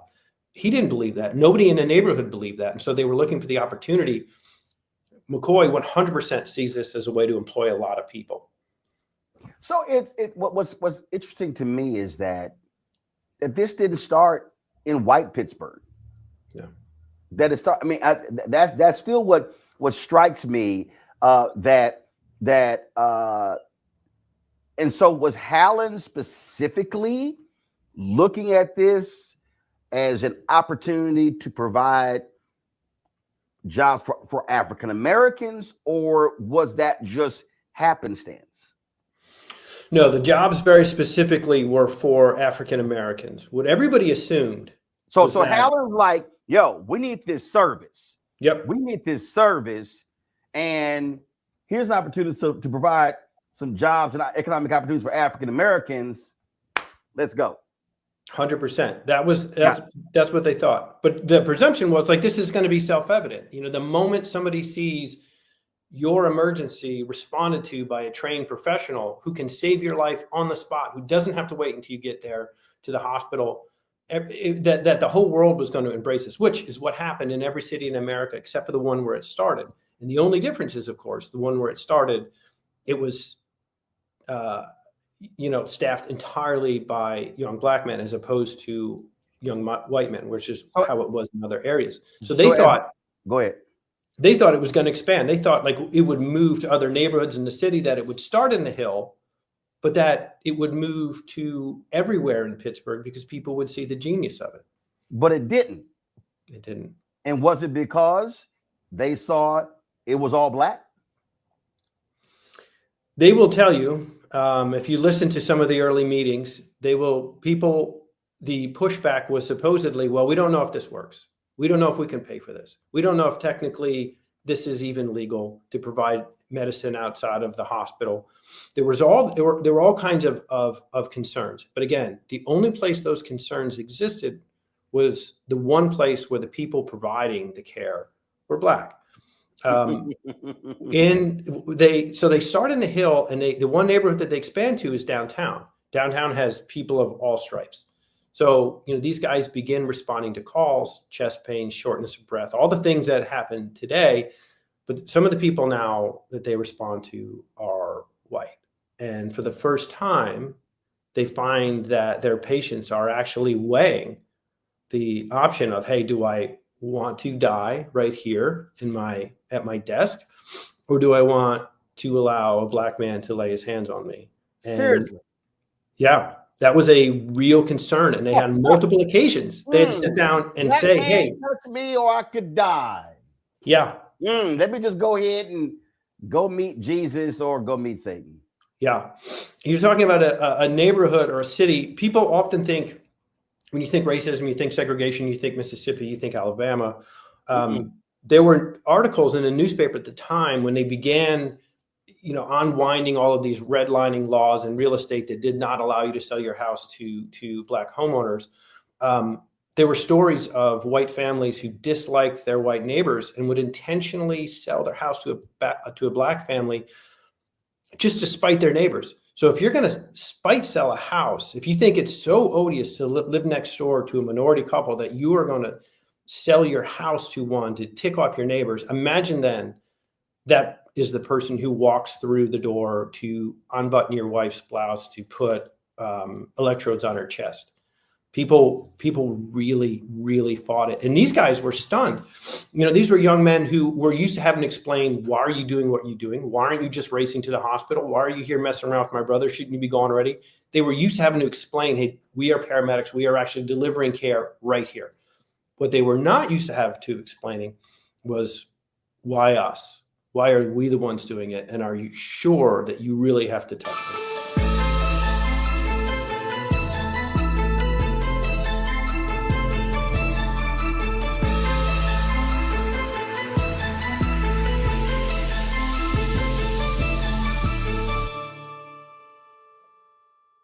Hate hatred on the streets, a horrific scene, a white nationalist rally that descended into deadly violence. White people are losing their damn minds. As an angry pro-Trump mob storms the U.S. Capitol, we've seen We're about to see the rise of what I call white minority resistance. We have seen white folks in this country who simply cannot tolerate black folks voting. I think what we're seeing is the inevitable result of violent denial. This is part of American history. Every time that people of color have made progress, whether real or symbolic, there has been what Carol Anderson at Emory University calls white rage as a backlash. This is the rise of the Proud Boys and the Boogaloo Boys. America, there's going to be more of this. Here's all the Proud Boys, guys. This country is getting increasingly racist in its behaviors and its attitudes because of the fear of white people. The fear that they're taking our jobs, they're taking our resources, they're taking our women. This is white fear.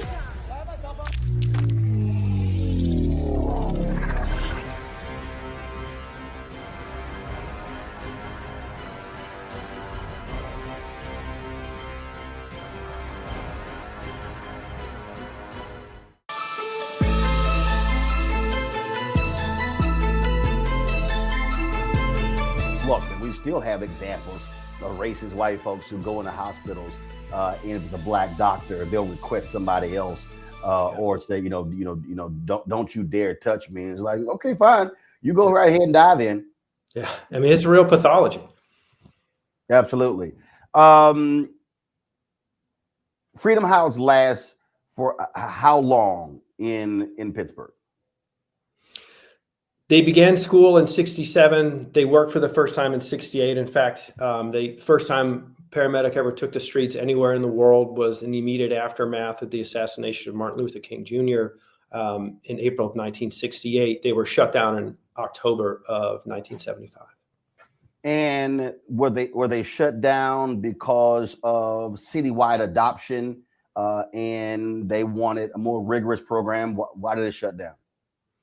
There was no more rigorous program. In 1975, President Gerald Ford realized that paramedics, based on what was happening in Pittsburgh, paramedics had taken off all across the country, and they had uneven training, uneven equipment, and uneven deployment. And so he said, we need to create a national standard.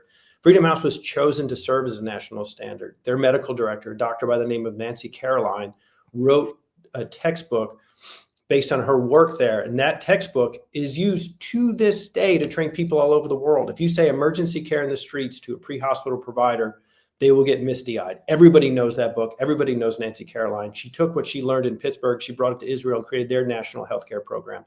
This was as advanced an EMS program as existed anywhere in the city. The reason they were shut down is because a couple years earlier, there had been a heroin epidemic in Pittsburgh. It had started in the early 70s in New York and had finally crept over into Pittsburgh. Because Peter Saffer was an anesthesiologist by training, he turned to his paramedics and said, hey, look, heroin is just another opioid. I know how to reverse a heroin overdose in the same way that I know how to get someone out of anesthesia. It's a little known drug called Narcan. So the Freedom House paramedics are the first people in the world to use Narcan to reverse a heroin overdose. They do it. There just so happens to be a reporter from the Pittsburgh Post-Gazette who's following them around when they reverse this overdose. She writes this incredible article about this work that they did on a dark night in a back alley.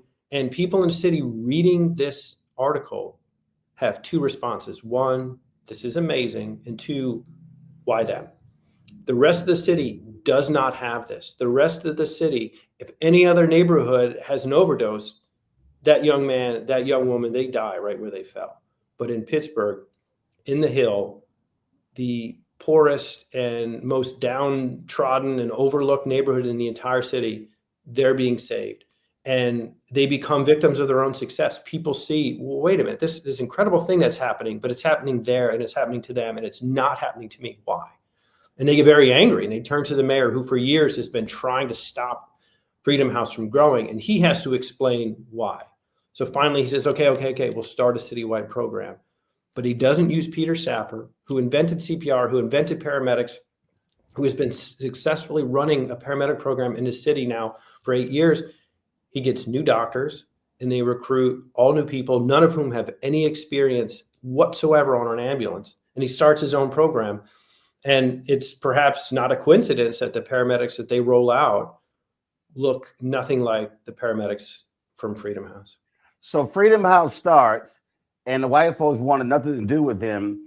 But then in 75, when they start saving the lives of black people with heroin overdoses, then the white folks like, yo, hey, what about us? And then the mayor, obviously pissed off and jealous of this unit, says, fine, we'll go ahead and do this, but let's screw the most experienced people. Let's not listen to them, talk to them, hear from them. We'll just take it from here. Yes, the people quite literally selected as the national standard by the President of the United States were not chosen to continue and expand EMS in their own city. So the what world's happened, first paramedics. So what happened to, were they all men? Were there any black women who were part of this? There were. So initially, I mean, they started in 1960. So, you know, there was certainly some chauvinism involved in the beginning. And women were hired as dispatchers, but several of the women were watching what was going on and saying, well, hold on a second. I think I can do that. And one in particular by the name of Darnella Wilson was very young, and she's working as a dispatcher, and she sees what's happening. And one of the guys who ran the program by the name of Walt Brown, he just saw something in Darnella, and he said to her one night, if you're interested in what's going on, get your butt in an ambulance and I'll show you. And so he takes her out, and her mind is blown. And she immediately says, I want to do this. So she begins training. She would go on to become a lifelong paramedic, a lifelong nurse, but it started there. So there were, there were some women who were involved in the program.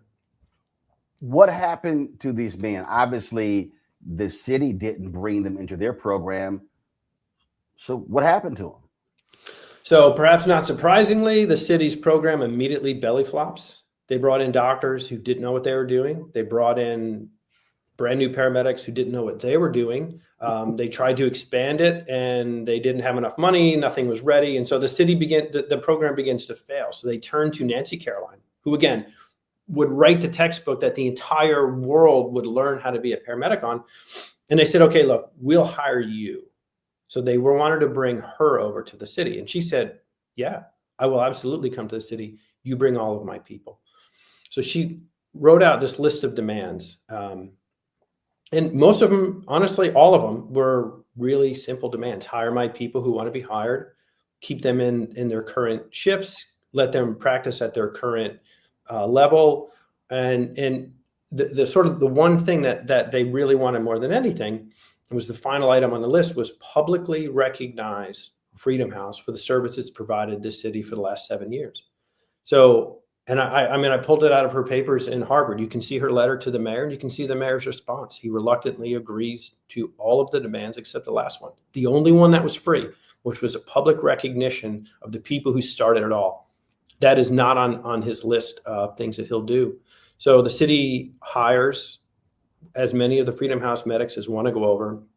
They're required to do that, but they're not required to keep them. So over the course of the next year, they essentially make life so miserable for them that the vast majority of the people who go over quit. Darnella Wilson was not even allowed to operate as a paramedic. They put her in the jail where she had to supervise prisoners. She had no experience with that whatsoever. She was very young. She was 18, 19 years old. It was a traumatic experience for her, but she was angry enough that she held on. Some of the medics who stayed remained with the city of Pittsburgh through their careers. One by the name of John Moon retired as the assistant chief, but before he left, he hired a woman by the name of Amara Gilchrist, who would go on to become the first female chief of Pittsburgh EMS and the first black chief of Pittsburgh EMS. The thing that is just incredulous, they have the experience, they have the knowledge, they have the success, and you were so spiteful, you were so racist that you would rather hire people to run a program who have no idea what they're doing, who are all white, because you do not want to use those black people. Yeah. Yeah. I mean, there's literally there's no way to look at it in any other way. From the city's reluctance through the 1970s there's no way to justify it because it doesn't happen in any other city, large or small, through its closing. It would be one thing if you could point to Freedom House and say, well, yes, they were the first, but they didn't keep up and the world has passed them by. And so this needs to be advanced. Clearly not the case because they were selected by the US president to serve as a national standard. Their physician would go on to create the exact same program in other countries.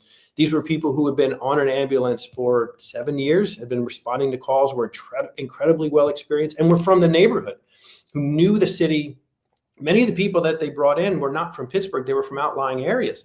So they were bringing in inexperienced people who didn't know anything, who were terrified, and who needed to have their hands held. I mean, there's this incredible story of John Moon, one of the first medics. He sticks it out. He gets on with the city. He's placed as a third man on an ambulance, which is a 2-man crew by any measure. He's told, don't talk to anybody, don't touch anybody. You just carry our bag. This by 2 people with no experience who had less training than he did.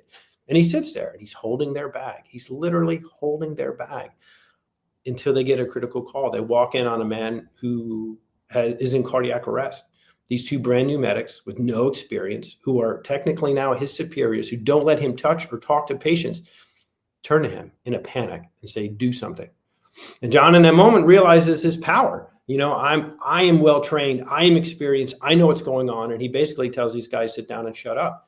He gives them pointers. You do this, you do that. He runs the code. They get this person back. They get to the hospital, having saved this life. And he turns to them and he says, from now on, things are different and I'm in charge. But that shows you, the fact that he had to go through that shows you how ridiculous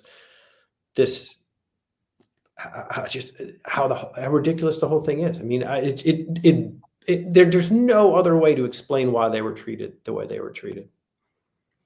But again, it's America. It shows you exactly who America is. It shows you exactly how people feel about this, and how the work of African Americans has been grossly underappreciated in this country.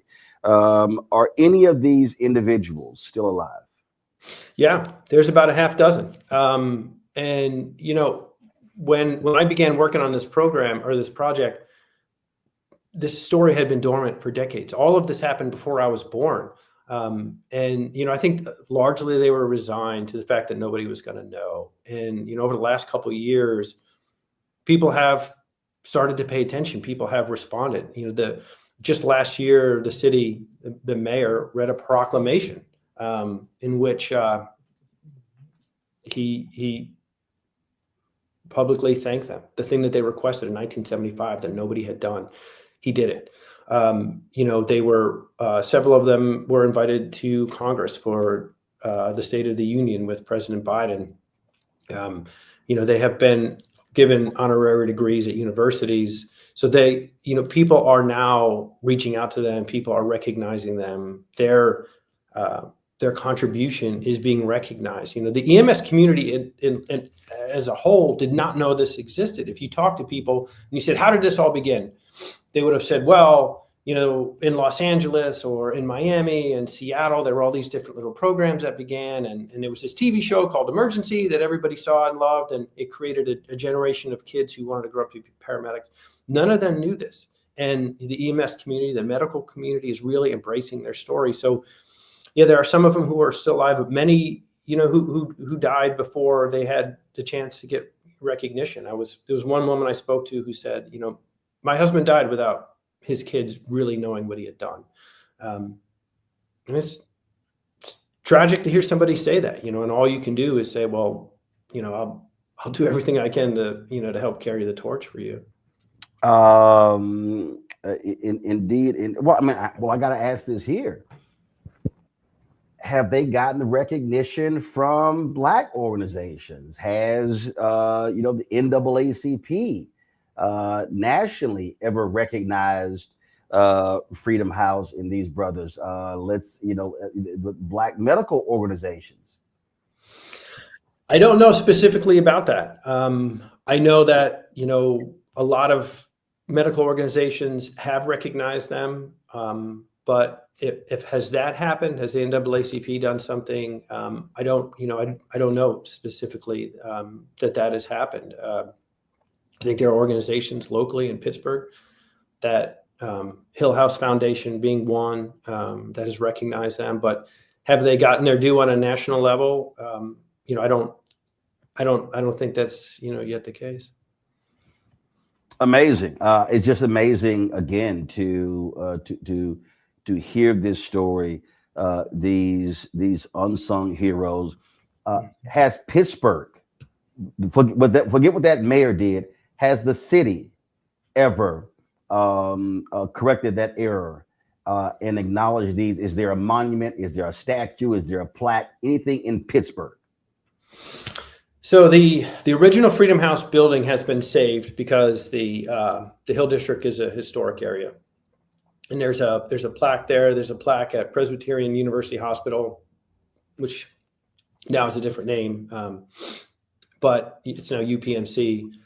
At times there have been medallions placed on the ambulances, but as new ambulances came in, the medallions weren't always placed on the new ones. The new chief of EMS, as I said, she was an acolyte of John Moon. She has done as much as she can, and she's worked tirelessly to get this story out and to get it, so that it can be recognized. You mentioned Pitt earlier. Many of the physicians who are advisors and consultants on that show know the Freedom House people. They do what they can to help them out. They bring them to conferences. They have them speak to medical students. So the medical community in Pittsburgh, the Heinz Museum has set up there's a portion now in the medical part of the Heinz Museum that talks about Freedom House. So, the city is waking up to it. But, the first time I went there, I would talk to cab drivers or people in restaurants who say like, "Oh, what are you doing in town?" And I would explain it. And I would just get back blank stares. People hadn't heard of it, which I think was quite frustrating for everyone involved. But that is changing. Well, absolutely. It's just the fact that these young brothers stepped up to become America's first paramedics, set the standard for the rest of the nation, and the nation not recognize them and honor them, to me, is an absolute travesty. But you do with this book. I have to ask this question. I ask this of every book author. What was your wow moment? What was your wow moment as you were researching, as you were interviewing, where there's something someone said or you discovered that caused you to go, wow, this is crazy? I mean, there are so many moments like that. There's a guy by the name of, I keep mentioning John Moon. He's the first person, he's believed to be the first person to intubate somebody outside of the hospital. And, he had just been trained how to do it. And he gets told by his medical director, go ahead and do this. They get it. He does it. He's terrified. Intubating someone is a very difficult thing to do. But he's able to calm his nerves. He gets him to the hospital. He arrives. When you arrive at a hospital with a cardiac arrest, it is totally chaotic. There are doctors, there are nurses, there are techs, there are people who are trying to gain insurance information. There's all kinds of, it's noise, it's hectic. There's life on the line. There's CPR that's happening. You're trying to change hands. There's there's the beeping, and there's the yelling of orders and medicine being given. It's very, very chaotic. So they come in, they enter into this world, which, immediately all this noise and chaos starts up. And the doctor who's standing there just points a finger across the room and goes, "What is that?" And everybody freezes. And what he's pointing at is this ET tube that is sticking out of the patient's mouth. And John's partner, George McCary, is sitting there squeezing the ventilation bag, breathing for this person. And the doctor says, "What is that?" And the room suddenly gets incredibly quiet. And John says, "That's an ET tube."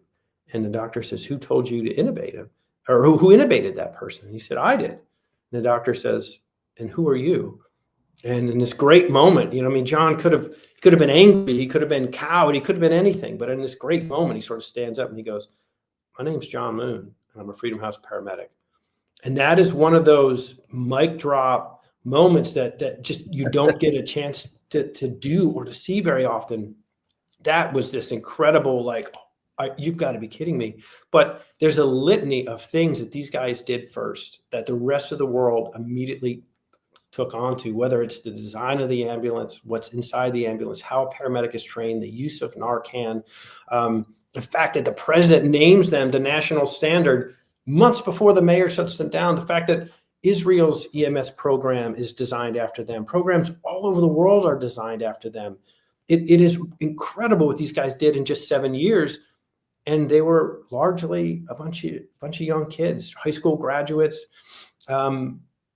fathers, sons, friends, guys who didn't even realize at the time what they were doing in terms of how much they were changing the world.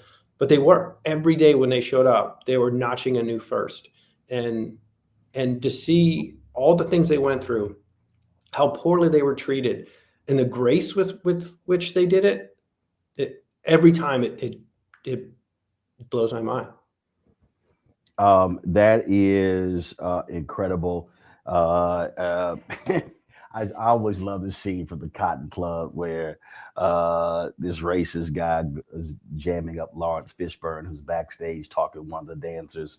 And then Fishburne turns to him and says, "Who are you and what are you doing talking to me?" I always love that quote. It just, when you were describing that, that's what it reminds me. Who are you? And basically, I don't need to explain to you who I am. Here's my name. Here's who I'm with. And most importantly, I'm saving this man's life.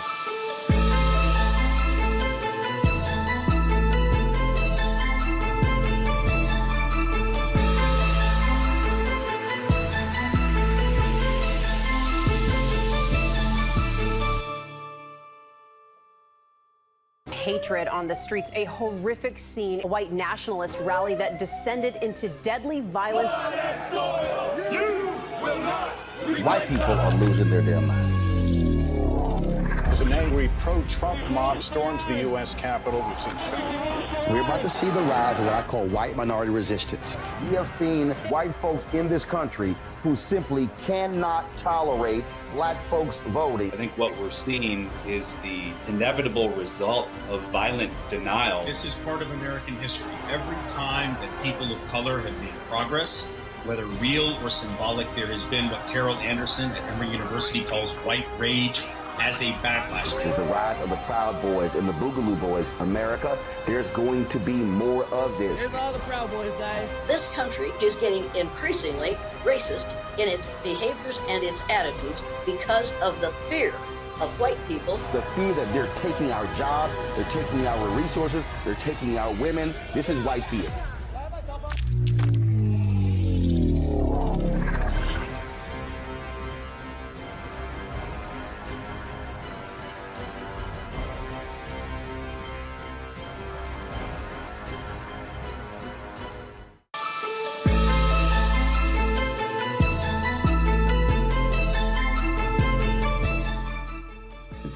Were there any, you mentioned Narcan, were there any other breakthroughs or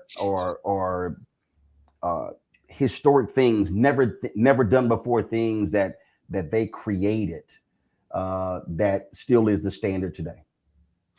Oh yeah. So if you get into the back of an ambulance, the way that the stretcher is laid out, there's a seat directly behind the patient's head, and immediately to the right of the seat is a suction unit. That is so that a paramedic can manipulate and have access to the patient's airway, which is something that was important to Saffer. And so he brings that in and tests it out with the paramedics and learns, oh, okay, these guys can do this. They can intubate. They can manage an airway. That becomes natural. If you walk into any ambulance now, that's exactly the way it looks. And the way that the training went, because Saffer was a physician, he looked at it as a truncated version of medical school. And he said, what we're going to do is you're going to get all the book learning, and then I'm going to take you out into the world. You're going to go to the ER, the OR, the ICU. You're going to go to the morgue. And then you're going to ride in other ambulances just so you can get an idea of what this stuff that you've learned looks like in practice. That's done in every paramedic program around the world today. The idea of a medical director, Safra begins this program and it hits him immediately. Medicine changes every day. You need somebody involved. You need a physician there to have the guys come back in from a call and say, hey, this worked, or this did not work, or, I think this other thing might actually work if we change what we're doing and try this instead. And so you need a physician to kind of bounce those ideas around and turn those into law. Nobody was doing that until Freedom House. And so everything there's nothing that they touch from the radio dispatch on down. There's nothing that they touch that doesn't become national standard. Absolutely unbelievable. A fascinating story. The book is American Sirens, the incredible story of the Black men who became America's first paramedics. Kevin Hazard, outstanding. And I'm sure that a lot of people will learn so much about, again, this missing and untold piece of American history, which is, of course, Black history is American history. Kevin, we appreciate it. Thanks a lot. Thank you. I really appreciate it. Spoke an incredible conversation there with Kevin. Be sure to get his book, American Sirens. And I hope y'all appreciated the conversation with Kevin as well as Ellie Mistel. This is why we do Roland Martin Unfiltered in the Black Star Network, bringing you deep, thoughtful conversations you're not going to get anywhere else. All right, folks. Now, listen, lots going on. So do this here. We're done with the show, but don't forget, support the work that we do. Join our Bring the Funk fan club. Your dollars are critically important to the work that we do. You want to contribute via Cash App. Use the Stripe QR code. You see it right here on the screen. Click the Cash App Pay button to contribute. You can also use this for credit card as well. Checks and money order. Make them payable to Roland Martin Unfiltered. Mail them to P.O. Box 57196, Washington, D.C. 20037 7-0196. PayPal is R Martin Unfiltered. Venmo RM Unfiltered. Zelle Roland at RolandSMartin.com. Roland at RolandMartinUnfiltered.com. Download the Black Star Network app, Apple phone, Android phone, Apple TV, Android TV, Roku, Amazon Fire TV, Xbox One, Samsung Smart TV. Also, of course, be sure to get a copy of my book, White Fear, How the Browning of America is Making White Folks Lose Their Minds, available at bookstores nationwide. Get the audio version I read on Audible. Also, if you want to get our Roland Martin Unfiltered Black Star Network swag, go to shopblackstarnetwork.com. T-shirts, hoodies, mugs, and more. Get our Don't Blame Me, I voted for the Black Woman shirt, as well as FAFO Project 2025. Get that shirt as well. And, of course, folks, listen, tomorrow I'm going to be in Chicago at the Black Women's Expo. I'm going to be moderating a panel at noon. So if you're in Chicago, come to McCormick Place. Look forward to a fantastic conversation, and I can't wait to return to the Windy City. And don't forget, folks, if y'all want to support our Black-owned businesses and various products, go to shopblackstarnetwork.com. Lots of different products that you can get there. Again, toilet paper, puzzles, all sorts of stuff. And again, support our Black-owned businesses, shopblackstarnetwork.com. And don't forget, download the app Fanbase if you want to also invest. Get more information at startengine.com/fanbase. Folks, that's it. I hope y'all have a fantastic show. I'll see y'all Monday right here. Roland Martin Unfiltered on the Black Star Network.